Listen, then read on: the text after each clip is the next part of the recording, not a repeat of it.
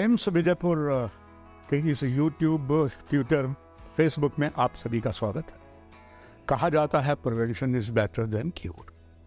इसी बात को पूरी तरीके से अमली जामा पहनाया एम्स जम्मू ने, जिसकी कमान जो है यहाँ के son of the soil doctor Shakti Kumar Gupta पर है। एम्स ने एक नई पहल की है, इसकी जागरूकता अभियान छेड़ा है। इस ड्रग में जो आ चुके हैं उनके परिवारजन वो क्या करें, और उसके लिए जो आज दूसरी श्रृंखला एम्स जम्मू के द्वारा है, इस विषय पर आइए बात करते हैं डॉक्टर सोनिया शिंदे महाजन से। आप इसी एम्स में असिस्टेंट प्रोफेसर हैं फार्माकोलॉजी डिपार्टमेंट के। डॉक्टर साहब आपका स्वागत है। Thank you sir. डॉक्टर साहब, एक ड्रग ऐसी चीज़ हो गई है, पूरा देश चिंतित है, एम्स चिंतित है। दर्शकों के लिए जानना चाहूँगा कि डॉक्टर सोनिया शिंदे जी, ड्रग्स छोड़ने के लिए क्या क्या उपाय हैं और उसको कैसे इस्तेमाल किया जाता है? जी सर, सर ये बहुत ही एक अहम क्वेश्चन आपने पूछा है, क्योंकि जब जिनमें लत ये लग चुकी है उनके लिए ऑप्शंस है। दो ऑप्शंस होते हैं सर इसमें। एक होता है कि रोल ऑफ मेडिसिन या फार्माकोलॉजी का जो रोल होता है, जिसमें हम दवाइयों के द्वारा इनके जो विड्रॉल सिम्टम्स होते हैं या जो इन पदार्थों के सेवन की जो क्रेविंग होती है उसको कम कर सकते हैं। और साथ ही में जो एक अहम एस्पेक्ट है वो होता है कि उनको कैसे हम साइको सोशल सपोर्ट कर सकें, उनकी रिहैबिलिटेशन कर सकें, उनका पुनर्वास कर सकें वापस, ताकि वो अपनी जो रूटीन लाइफ है वो जी सके। शिंदे जी, आपने जैसे बताया कि इसमें कौन कौन सी ऐसी समस्या, इस जो ज़्यादा ड्रिंक लेने वाले हैं, आदी बन चुके होते हैं, कौन कौन सी उनको समस्या होती है, और अगर वो दवाइयाँ लेता है किस प्रकार से ले और उसका असर कैसे उस पर होता है? हाँ जी सर, ये बहुत ही एक इम्पॉर्टेंट एस्पेक्ट है जो आपने पूछा है, क्योंकि जो अल्कोहलिक्स होते हैं उनके अब जैसे जो बिल्कुल 60-70 एज के होते बुजुर्ग, वो भी बड़ी बार अल्कोहल ले रहे होते हैं और उनके साथ में दवाइयाँ चल रही होती है, कोई बीपी की दवाई चल रही होती है, कोई और भी अन्य दवाइयाँ चल रही होती है, तो उनकी अल्कोहल के साथ इंट्रैक्शंस होती है, जिसका उनको ध्यान रखना बहुत ज़रूरी है। जैसे कि और अल्कोहल अपने में ही जो हमारा सेंट्रल नर्वस सिस्टम है उसको डिप्रेस करता है, और साथ में अगर वो पेशेंट जैसे एंजाइटी के लिए कोई दवाई ले रहे हैं या फिर डिप्रेशन की कोई उनके साथ में दवाई चल रही है, तो ये भी सेंट्रल नर्वस सिस्टम को डिप्रेस करते हैं।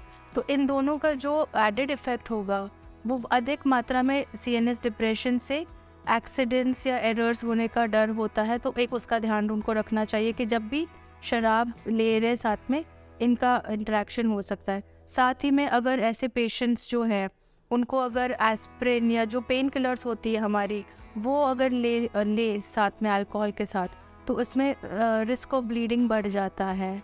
और अगर जैसे पैरासीटामोल एक आम मेडिसिन है जो हर कोई कंज्यूम करता है, बट इनमें जो क्रोनिक अल्कोहलिक्स होते हैं इनमें जो लिवर का डैमेज होता है पैरासीटामोल से, उसके भी चांसेस बढ़ सक जाते हैं। तो इन चीज़ों का मतलब ख्याल होना चाहिए, और इसकी अवेयरनेस भी उतनी ही ज़रूरी है आम जनता में कि क्या क्या मतलब हज़ार्ड्स हो सकते हैं अगर वो अल्कोहल के साथ ये दवाइयाँ ले रहे हैं, तो उसका क्या ध्यान रखना चाहिए। डॉक्टर सोनिया शिंदे जी, एक चीज़ और देखी गई है, एक तो ये खासकर लीकर है, शराब है, अल्कोहल है, इसके बावजूद अक्सर ये देखा गया है जितने ट्रक चालक ज़्यादातर हैं वो अल्कोहल के साथ अफीम लेते हैं।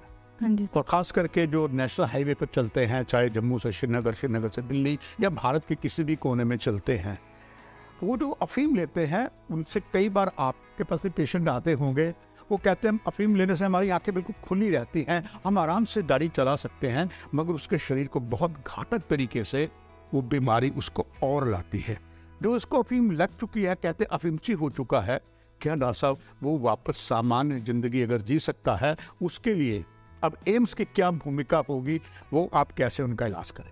सर बिल्कुल, इसके लिए भी इलाज है। ऐसा नहीं है कि इनको अगर लत लग गई है तो इससे वापस नहीं आ सकते। इसमें जैसे मैंने बताया कि एक होता है सब्स्टिट्यूशन थेरेपी हम करते हैं, कि अगर हेरोइन जैसी शॉर्ट एक्टिंग ड्रग हो उसको हम एक लॉन्ग एक्टिंग ड्रग से सब्स्टिट्यूट करते हैं, ताकि जो इसके बंद होने से जो विड्रॉल इफेक्ट्स आ सकते वो कम हो जाते हैं।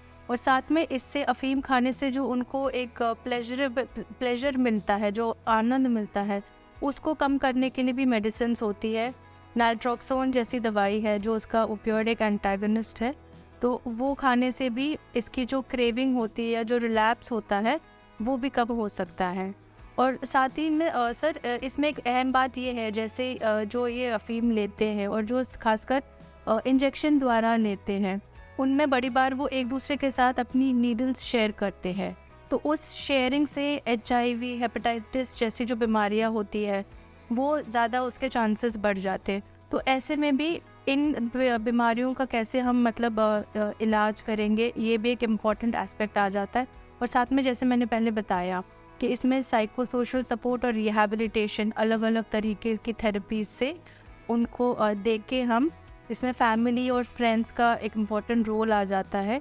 उनकी सहायता से उनको वापस हम अपने रोज़मर्रा की ज़िंदगी में वापस ला सकते हैं और सशक्त बना सकते हैं, ताकि वो अपने नॉर्मल काम कर सके पहले जैसे। तो जो मादक द्रव्यों में ग्रस्त पूरी तरीके से हो चुका है, कोई अन्य जो समस्या उसके लिए जो प्रतिबंध जो है क्या क्या होना चाहिए? सर जैसे अभी हमने अल्कोहल शराब की बात की है, वैसे ही अब ये जो अफ़ीम जैसे मादक पदार्थों की बात की, वैसे ही जैसे स्मोकिंग हो गई या फिर तंबाकू का सेवन हो गया, वो एक बहुत बड़ी समस्या है। जैसे जम्मू में JNK में भी हमने देखा है कि करीब 25% लोगों में, मतलब उससे ज़्यादा ही होगा, बट ये जो आंकड़े सामने के, ये दिक्कत है, ये पाई जा रही है। तो इसमें भी ध्यान रखना उतना ही ज़रूरी है। और इसके इलाज के लिए भी जैसे अब आजकल निकोटिन पैचेस अवेलेबल है, जो कि निकोटिन यूज़ कम करने के लिए हेल्प कर सकते हैं। और साथ में उसकी जो तीव्र इच्छा होती है निकोटिन का से मतलब जो तंबाकू या फिर स्मोकिंग की जो आदत को मतलब जारी रखने में जो वो करते हैं, तो उसको कम करने के लिए भी हम जैसे वेरिनिक्लाइन जैसी मेडिसिन्स है या फिर ब्यूप्रोपियोन जैसी मेडिसिन्स है, जो मदद करती है कि इनकी तीव्र इच्छा या क्रेविंग जो है वो कम कर सके। आखिर में डॉक्टर साहब, दर्शकों को ये जानना चाहूँगा, एम्स विजयपुर में कुछ ही महीनों के बाद स्टार्ट हो जाएगा, फुल फ्लैज हो जाएगा। अभी यहाँ पर विजय या जम्मू में कैंप्स है, अभी से एक नया आपने इतिहास रचा है एम्स जम्मू ने, ये जागरूकता जो अभियान इस पर चलाया है। ऐसे में एक एम्स की भूमिका भी हो जाती है जब ये कार्यक्रम चलेगा। बहुत से यहाँ पर भुक्तभोगी, उनके परिजन आएंगे, उनके लिए आपका संदेश क्या होगा? वो अगर आपके पास यहाँ आना चाहें एक कंसल्टेंसी के लिए, उसके लिए आप क्या कहेंगे दर्शकों को, उनके परिवार को? हाँ जी, मैं उन ऐसे जो इन पदार्थों के सेवन से जो ग्रस्त हो चुके हैं, जिनको आदत लग चुकी है, लत लग चुकी है, उनको यही कहूँगी कि आप पीछे मत रहिए। आप ये मत समझिए कि अब हम अधीन हो चुके हैं इस चीज़ से और इससे उभर के नहीं आ सकते हैं। आप हमारे पास आइए, जैसे हम साइंटिफिकली मैंने बताया, हर चीज़ का इलाज है। आप इससे बाहर निकल सकते हैं, इससे मुक्त हो सकते हैं और आप अपने जैसों को भी मोटिवेट कर सकते हैं कि वो भी सामने आए और वापस अपनी जो रूटीन है, अपने परिवारों के साथ, अपने परिवार, फैमिली, फ्रेंड्स, अपने वापस जॉब में जुड़ के अपना फिर से रूटीन शुरू कर सकते हैं। तो प्लीज़ आगे आइए, सामने आएंगे आप तो आपकी हम मदद कर पाएंगे। और मैं यही चाहूँगी कि हर कोई मतलब इसके अधीन ना हो और स्पेशली जो यूथ है वो सामने आए और अपना जो गोल्डन पीरियड है जो भारत के लिए वो कर सकते हैं वो करे और मतलब बस अपनी ज़िंदगी ना ख़त्म कर लें इन चीज़ों के चलते। डॉक्टर साहब, मुझे पूरी आशा आपने जो महत्वपूर्ण बातें इस एम्स के माध्यम से दर्शकों को दी, वो इसका लाभ उठाएंगे और एक नशा मुक्त भारत होगा।